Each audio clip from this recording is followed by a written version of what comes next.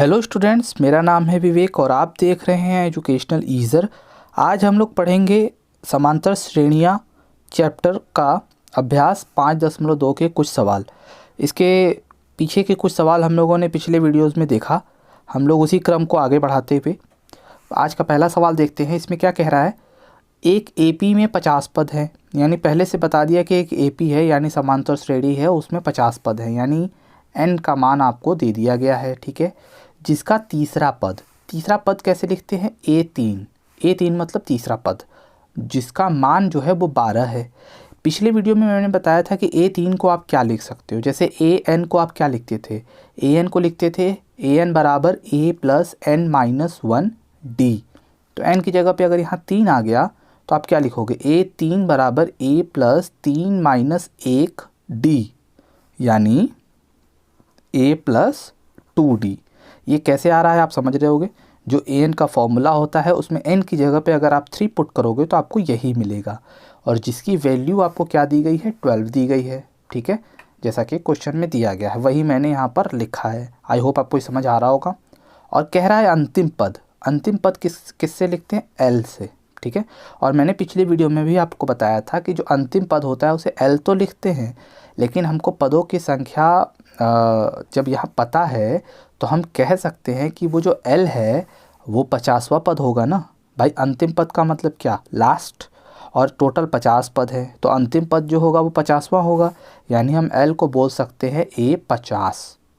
बोला जा सकता है कि नहीं बोला जा सकता। अब जैसे A3 को आप ये लिखे, उसी तरह A50 को आप क्या लिख सकते हो, A प्लस 49D, और इसका मान क्या दिया गया है आपको, 106। अब इससे हमें क्या मिला, इससे हमें मिला दो समीकरण। अब इन दो समीकरण को हल करेंगे। ठीक है, पहला समीकरण है a प्लस 2d बराबर 12, दूसरा समीकरण है a प्लस 49d बराबर 106। अब इसको विलोपन विधि से हल कर सकते हो। विलोपन विधि क्यों, क्योंकि इसका एक पद बिल्कुल समान है, इसको खाली क्या करना है, विलोपित करना है। विलोपित करने के लिए जानते हो चिन्ह अलग अलग होना चाहिए। यहाँ पर दोनों का चिन्ह समान है तो अलग अलग करने के लिए इसको घटा देंगे, और घटाने के लिए सबका चिन्ह बदलना पड़ेगा। तो प्लस से ये माइनस, ये भी प्लस से माइनस, और यहाँ भी प्लस से माइनस, तो ये कट गया भाई। और यहाँ क्या आ जाएगा, +2 माइनस 49 कितना आ जाएगा, जानते हो, -47d आ जाएगा। उसी तरह +12 माइनस 106 कितना आ जाएगा, -94। माइनस से माइनस कट गया तो यहाँ पे आपका जो d का मान है वो आपके सामने चला आया। ठीक है, अब d का मान किसी एक समीकरण में रख दो भाई। ठीक है, पहला समीकरण हम ले लेते हैं a प्लस 2d बराबर 12। अब यहाँ पर हम जो है d का मान रखेंगे, चलिए रख देते हैं। d का मान हमने निकाला है 2। ठीक है, अब इसको हल करेंगे तो a प्लस 4 बराबर 12, 4 इधर आ जाएगा तो कितना हो जाएगा, 12 माइनस 4 यानी 8। अब जैसे ही आपको a और d मिला, ठीक है, जो आपसे पूछा जाएगा वो आप आसानी से बता सकते हो। अब आपसे पूछा क्या गया है, 29वां पद, तो यानी A29 पूछा गया है। अब फॉर्मूले से आपको पता है A29 को आप क्या लिख सकते हो, A29 को लिख सकते हो A प्लस 28D, है कि नहीं। अब इसी में मान रख दो भाई। A का मान कितना है 8 और D का मान कितना है 2, तो ये कितना हो जाएगा, 8 प्लस 28 दूना 56, और 56 और 8 कितना होता है 64। तो यानी आपसे जब A और D मिल जाएगा तब तो आप कुछ भी फाइंड आउट, कुछ भी पता करना हो पता कर सकते हो। आई होप आपको ये सवाल समझ में आया होगा। अगला सवाल है, उसमें कह रहा है यदि किसी एपी के तीसरे और नौवें, भाई यहाँ पे आपसे कह रहा है तीसरा और नौवां, यानी A3 दिया गया है। जैसा कि मैंने ऊपर बताया A3 को आप क्या लिख सकते हो, A प्लस 2D लिख सकते हो कि नहीं, उसका मान कितना दिया गया है 4। उसी तरह नौवां पद यानी A9, इसको आप क्या लिख सकते हो, A प्लस 8D। ये कैसे लिख रहे हैं आप समझ रहे होगे, उसका मान कितना दिया गया है -8। अब दो समीकरण मिल गया ना आपको। जब आप दो समीकरण पा लेते हो तो उसको हल कर लो फटाफट। ये पहला समीकरण है और ये आपका दूसरा समीकरण है। इसको विलोपन विधि से हल करना है तो चिन्ह बदलना होगा। ये प्लस से माइनस हो गया, ये भी प्लस से माइनस हो गया, यहाँ माइनस है तो ये प्लस हो जाएगा। ठीक है, ये कट गया, +2 माइनस 8, ठीक है, यहाँ आ गया -6D।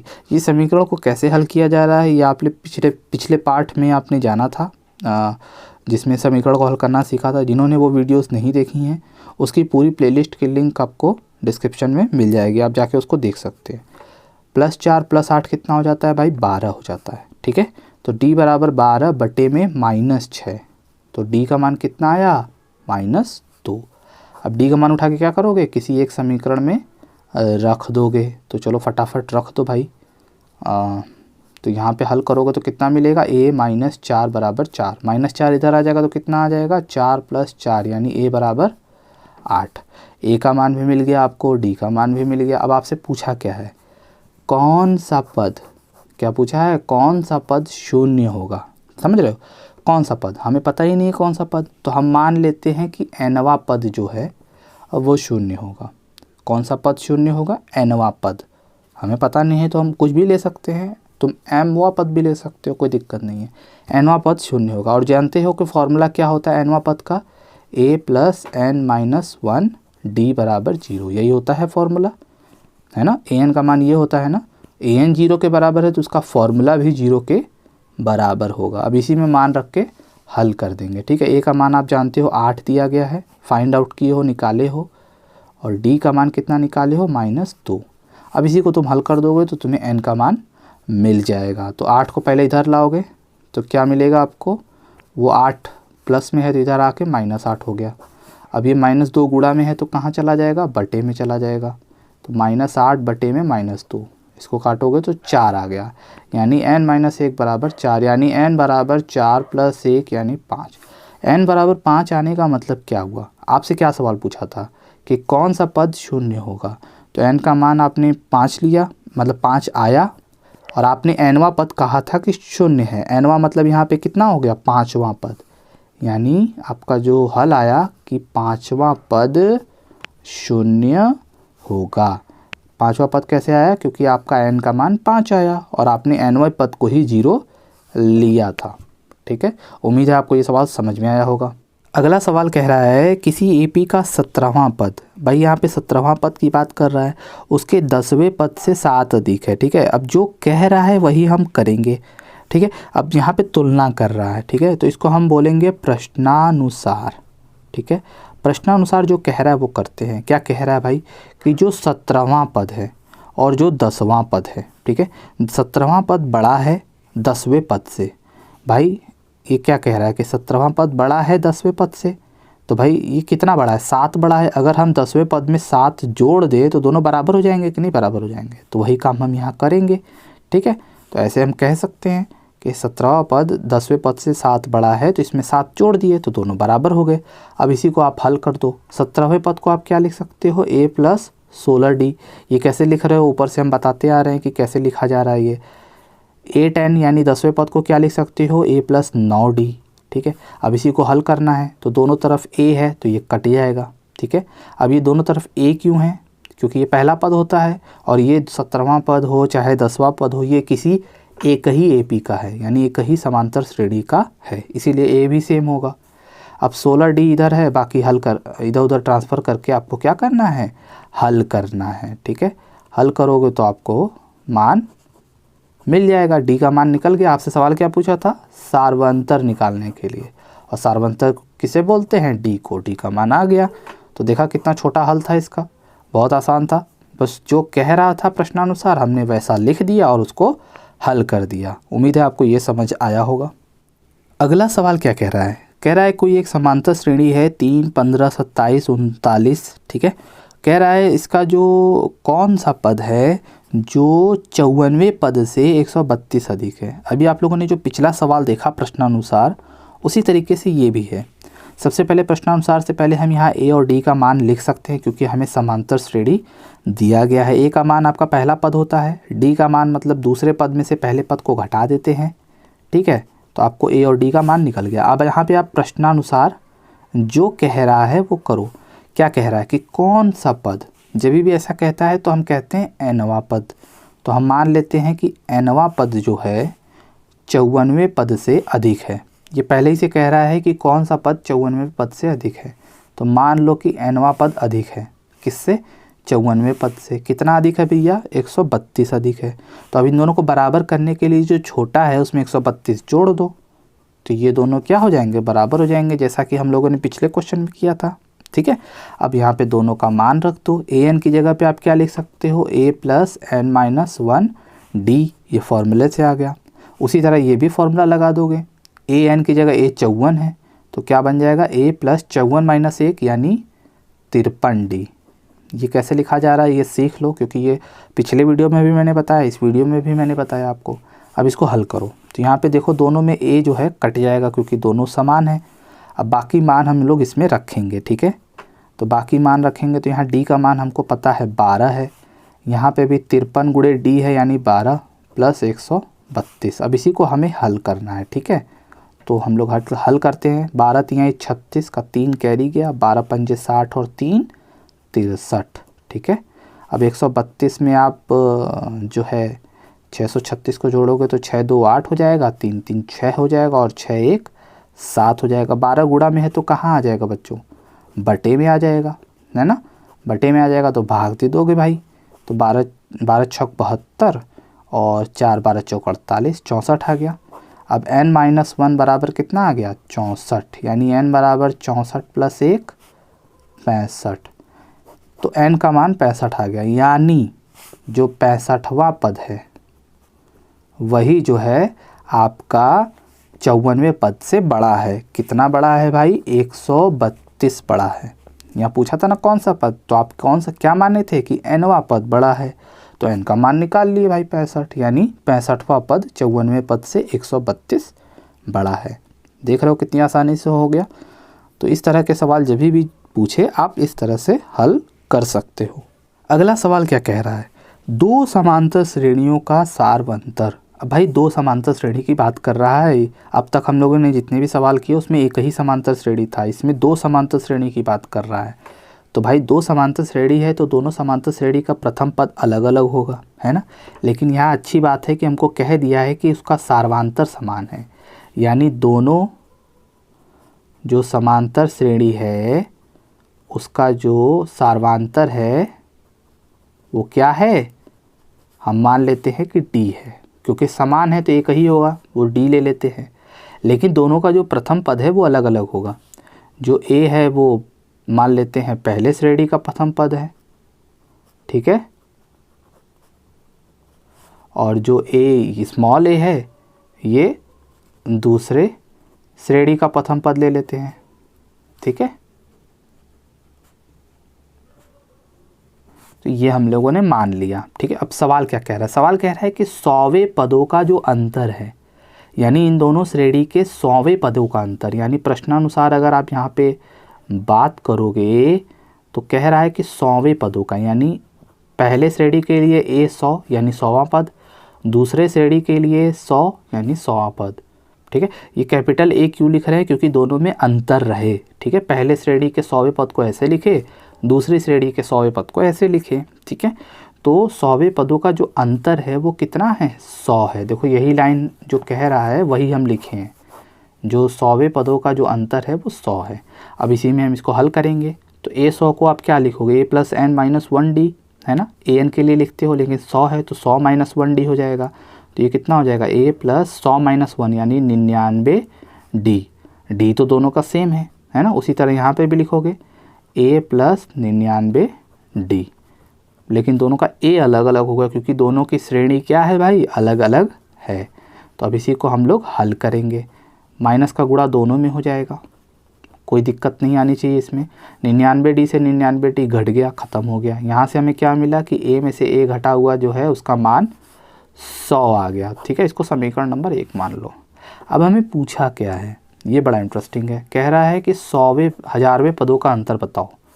तो यानी हमें पूछा है ए 1000 माइनस ए 1000, यही ने पूछा है। तो हल कर दो भाई, यही पूछा है तो यही हल कर देते हैं। इसको आप लिखोगे तो क्या लिखोगे, ए प्लस 999 डी, और इसको क्या लिखोगे, ए प्लस 999 डी, यही ना लिखोगे। ए एन बराबर क्या होता है, ए plus N minus 1 D. A N बराबर क्या होता है, ए प्लस एन माइनस 1 डी। दोनों का प्रथम पद अलग अलग क्योंकि दोनों की श्रेणी अलग अलग। डी समान है जो कि सवाल में पहले ही कह दिया है। अब हम लोग इसका माइनस का गुणा दोनों में करेंगे, ठीक है। तो यहाँ से मिल जाएगा ए प्लस 999 डी माइनस ए माइनस 999 डी, ये इससे कट गया। अब यहाँ कितना आया a माइनस ए, और उसका मान हम लोगों ने समीकरण 1 में क्या निकाला है 100।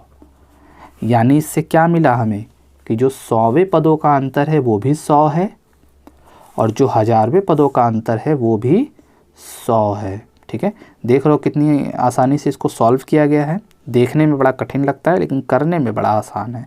तो आप लोग, ये इम्पॉर्टेंट क्वेश्चन है, इसको आप लोग ध्यान से समझे होंगे आई होप।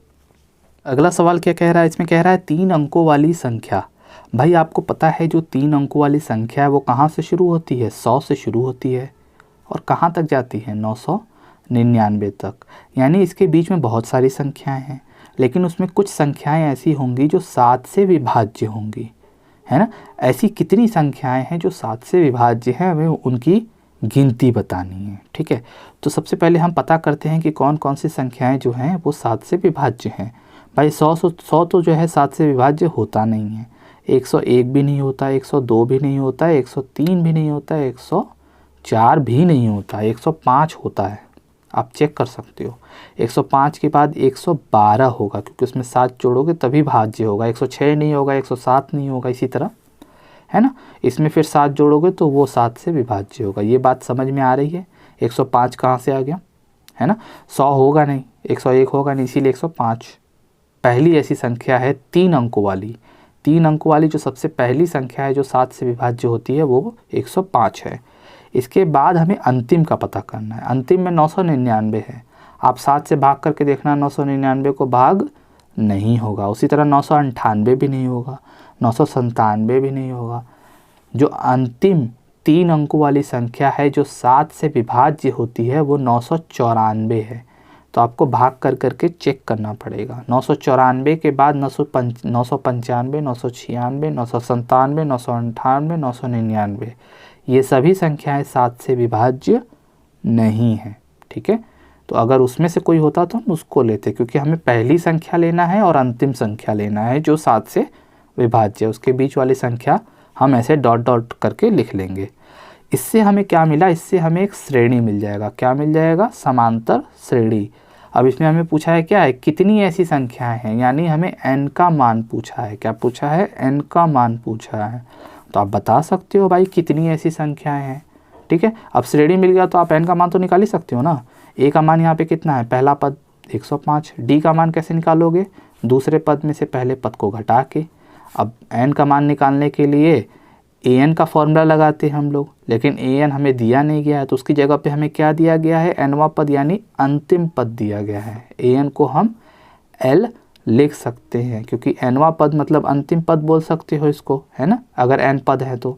और n अंतिम पद क्या होता है, l होता है। तो इसका फॉर्मूला क्या बन जाएगा, a plus n minus 1 d। अब इसी में मान रखोगे, फटाफट हल कर दोगे तो आपका जो n का मान है वो सामने आ जाएगा। ठीक है, 994 माइनस 105 बराबर n माइनस 1 गुणे 7।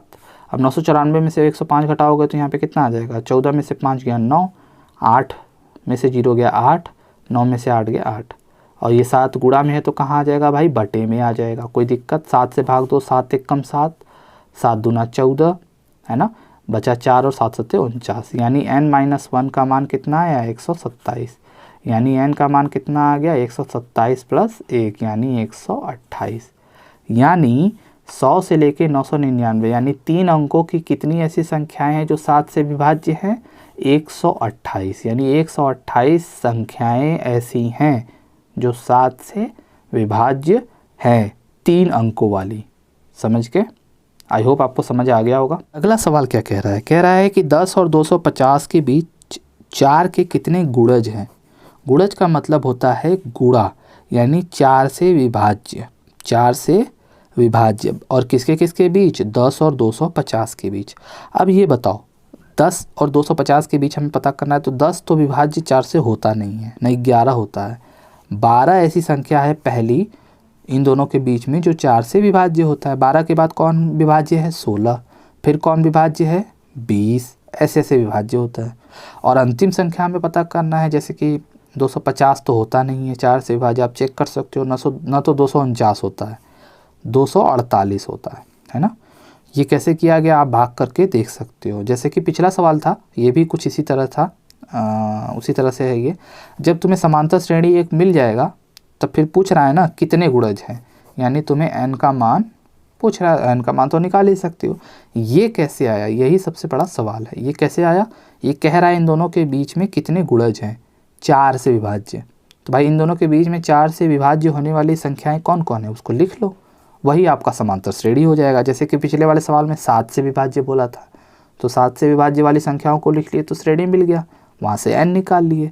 यहाँ पे 4 से विभाज्य का बोला था, तो 4 से विभाज्य वाली संख्याएं मैंने लिख लिया और उससे श्रेणी बन गया। अब हम लोग इसमें फॉर्मूला लगाएंगे। a यहाँ पे 12 है, d आपका जो है जानते हो कैसे निकलता है, और अंतिम पद l आपका 248 है। तो an बराबर l बराबर क्या होता है, a plus n minus 1d, यानी 248 बराबर a का मान कितना है 12 और d का मान कितना है 4। अब इसी को आपको हल करना है, ठीक है। हल करोगे तो आपका मान सामने आ जाएगा। तो यह हल करोगे तो कितना आ जाएगा, 248 में से 12 जाएगा तो 236, 4 गुणे में है तो कहाँ आ जाएगा, बटे में, ठीक है। अब इसको आगे हल करेंगे हम लोग। तो 236 में 4 से भाग दोगे तो 4 पंजे 20 और 3 और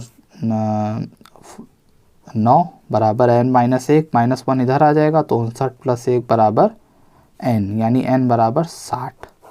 यानी 60 संख्याएं ऐसी हैं जो 4 से विभाज्य होंगी। किसके किसके बीच में, इन दोनों संख्याओं के बीच में। आई होप अब ये सवाल आपको समझ में आया होगा। तो इस वीडियो में इतना ही। उम्मीद है आपको इस वीडियो में बताए गए सारे सवाल समझ में आए होंगे। अगर समझ में आए हैं तो वीडियो को लाइक ज़रूर कर दीजिए और वीडियो में जाने से पहले चैनल को सब्सक्राइब ज़रूर करिए, ठीक है। हम लोग मिलेंगे नेक्स्ट वीडियो में। Thanks for watching.